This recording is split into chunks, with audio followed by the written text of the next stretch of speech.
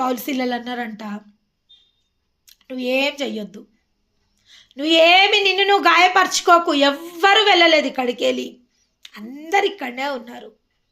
వాళ్ళందరూ దేవునిలో సంతోషించిండ్రండి. దేవుని నామానికి మహిమ కలుగును గాక. ఎక్కడ చెరసాలలో కష్టకాలంలో దేవుని యందు వాళ్ళు ఆనందించడం జరిగింది. దేవుడే స్వయంగా వాళ్ళని విడిపియడం జరిగింది. దేవుని నామానికి మహిమ కలుగును గాక. ఇక్కడ ఏమంటుంటాడండి, ఆయన నీ హృదయ వాంఛను తీర్చును, నీ మార్గంలో యెహోవాకు అప్పగించుము, నీవు ఆయనని నమ్ముకొనుము, ఆయన నీ కార్యములను నెరవేర్చును. నాలుగోదిగా ఇక్కడ ఏం చెప్తుండంటే, మనము ఏం చేయాలంట, మన మార్గంలో యెహోవాకు అప్పజెప్పాల. అవును, ఏది తిన్నని మార్గము మనకు తెలియదు. ఈరోజు చూడండి, ఎక్కడ చూసినా అడుగడుగున హ్యాకింగ్స్,